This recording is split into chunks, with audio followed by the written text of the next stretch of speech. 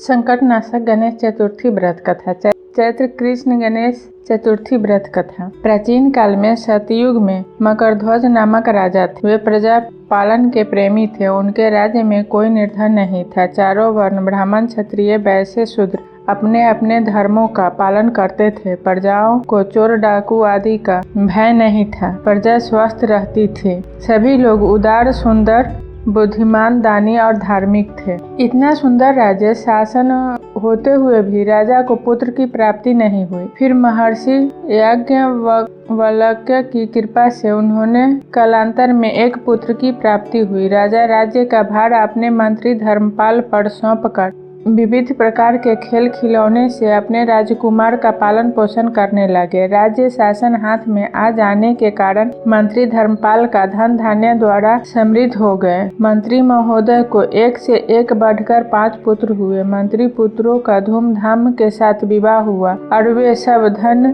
का उपभोग करने लगे। मंत्री के सबसे छोटे लड़के की बहू अत्यंत धर्मपरायणी थी। चैत्र कृष्ण चतुर्थी आने पर उसने भक्ति पूर्वक गणेश जी की पूजा की। उसका पूजन और व्रत देखकर उसकी सास कहने लगी, अरे क्या तंत्र मंत्र द्वारा मेरे पुत्र को वश में करने का उपाय कर रही है। बार बार सास के विरोध किए जाने पर भी जब बहू न मानी तो सास ने कहा, अरे दुष्टा, तू मेरी बात मान नहीं रही है। मैं पीटकर तुझे ठीक कर दूंगी। मुझे यह सब तांत्रिक अभिचार पसंद नहीं है। इसके उत्तर में बहू ने कहा, हे सासू जी, मैं संकट नाशक गणेश जी का व्रत कर रही हूँ। यह व्रत अत्यंत फलदायक होता है। अपनी पतोहू की बात सुनकर उसने अपने पुत्र से कहा कि हे पुत्र, तुम्हारी बहू जादू टोने पर उतारू हो गई है। मेरे कई बार मना करने पर भी वह दुराग्रहवश नहीं मान रही है। इस दुष्टा को मार पीट कर ठीक कर दो। मैं गणेश को नहीं जानती, ये कौन है और इनका व्रत कैसे होता है। हम लोग तो राजकुल के मनुष्य हैं, फिर हम लोगों की किस विपत्ति को ये नष्ट करेंगे। माता की प्रेरणा से उसने बहू को मारा पीटा। इतनी पीड़ा सहकर भी उसने व्रत किया। पूजनोपरांत वह गणेश जी का स्मरण करती हुई उनसे प्रार्थना करने लगी कि हे गणेश जी, हे जगतपति, आप हमारे सास ससुर को किसी प्रकार का कष्ट दीजिए। हे गणेश्वर, जिससे उनके मन में आपके प्रति भक्ति भाव जागृत हो। विभु विश्वात्मा गणेश जी ने सबके देखते ही देखते राजकुमार का अपहरण करके मंत्री धर्मपाल के महल में छिपाकर रख दिया। बाद में उसके वस्त्र आभूषण आदि उतार कर राजमहल में फेंक दिया और स्वयं अंतर्ध्यान हो गए। इधर राजा ने अपने पुत्र को शीघ्रता से पुकारा, परंतु कोई उत्तर न मिला। फिर उन्होंने मंत्री के महल में जाकर पूछा कि मेरा राजकुमार कहाँ चला गया। महल में उसके सभी वस्त्र आभूषण तो है, लेकिन राजकुमार कहाँ चला गया। किसने ऐसा निंदनीय कार्य किया है। हाय, मेरा राजकुमार कहाँ गया। राजा की बात सुनकर मंत्री ने उत्तर दिया, हे राजन, आपका चंचल पुत्र कहाँ चला गया इसका मुझे पता नहीं है। मैं अभी गांव, नगर, बाग बगीचे आदि सभी स्थानों में खोज कराता हूँ। इसके बाद राजा अपने सभी नौकरों, सेवकों आदि से कहने लगे, हे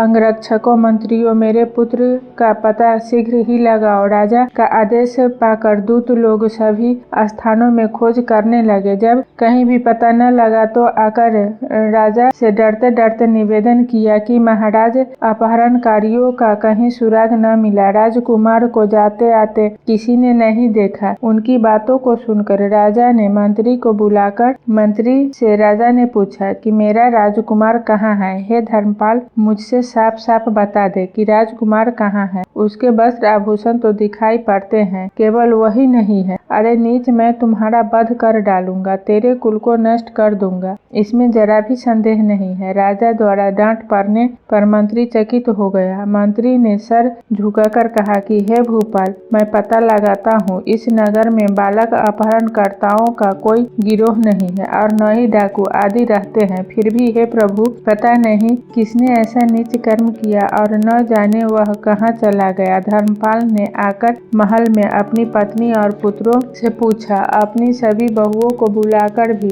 उसने पूछा कि यह कर्म किसने किया है। यदि राजकुमार का पता नहीं लगा तो राजा मुझ अभागे के वंश का विनाश कर देंगे। ससुर की बात सुनकर छोटी बहू ने कहा कि हे दादाजी, आप इतने चिंतित क्यों हो रहे हैं। आप पर गणेश जी का कोप हुआ है, इसलिए आप गणेश जी की आराधना कीजिए। राजा से लेकर घर के समस्त स्त्री पुरुष बालक वृद्ध संकट नाशन चतुर्थी का व्रत विधि पूर्वक करे तो गणेश जी की कृपा से राजकुमार मिल जाएंगे। मेरा वचन कभी मिथ्या नहीं होगा। छोटी बहू की बात सुनकर ससुर ने हाथ जोड़कर कहा कि हे बहू, तुम धन्य हो, तुम मेरा और मेरे कुल का उद्धार कर दोगी।